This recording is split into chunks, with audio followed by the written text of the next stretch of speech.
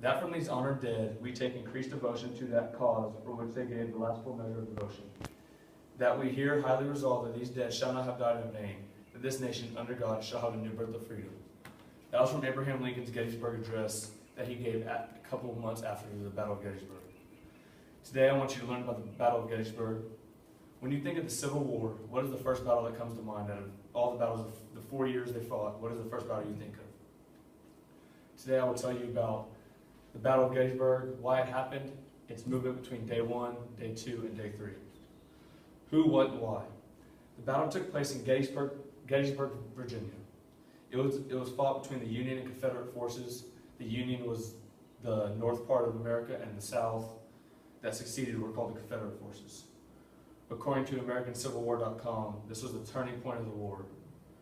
General Robert E. Lee thought he could end the war by taking over and invading the North, and many historians think, or fight about what would happen if actually he would have won the Battle of Gettysburg. Okay, movement in day 1. In the morning, as you can see right here, 2 waves of Confederate forces charged at the Union members. They really didn't attack, a flank, or they just went head on. They met them in the middle of the town. As reinforcements arrived, Confederate forces were stopped. The Union really wasn't ready for them to be fighting that early, so they had to call in reinforcements. And then from the west to the north, you have to go back. Oh, it's still in day 1. From the west to the north, they kind of set up a semicircle defense just to, hopefully hold them off and so they can't charge anymore.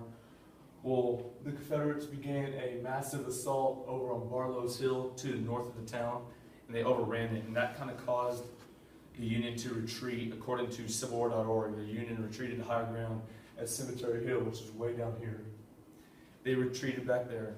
So later on that evening, General Robert E. Lee ordered them to take the Cemetery Hill if it was practicable. Well, his other general, General Ewell, chose not to do so, according to HistoryPlace.com. He thought, they were tired from the fight. They've been fighting all day, so he thought it wasn't a good idea to try to take over Cemetery Hill. Now, going on along movement of day 2, General Longstreet started by attacking the west flank, basically all right here in the morning. And that was very successful. The Union was way too stretched out. They didn't have enough troops to cover that much ground. They weren't ready for it. So in response to that, General Meade of the Union gathered up 20,000 men from all around their defense and sent them over to the west flank to defend the assaults coming from the Confederate forces. That was a good decision, because if not, and the Confederates would have broke through, you can see that they would probably surrounded the Union, and that could have possibly ended that battle right there. But in the evening, after the west flank's assaults were stopped, in the evening, General Ewell of the Confederate forces attempted to attack the right flank, but was stopped by reinforcements coming from here, and they had a good defense line up there at the top of the right flank, as you can see. The Union held strong against that attack, but these attempts ultimately didn't change the battle.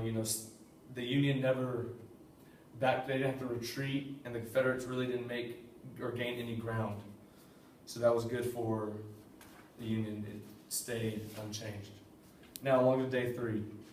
Day 3 started with probably one of the most memorable parts of the Battle of Gettysburg.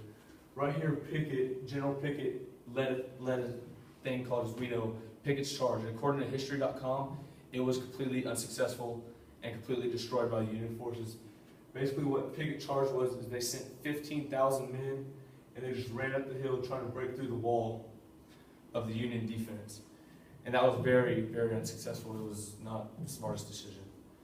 So General Robert E. Lee, after seeing that he was destroyed right there, he got troops at every point in the defense and just started sending them up the hill, hoping and praying that any success that Pickett created with his charge, that his charges after that would follow up and maybe break through and try to get into here, to get into higher ground. That way they can kind of flip the roles on the Union.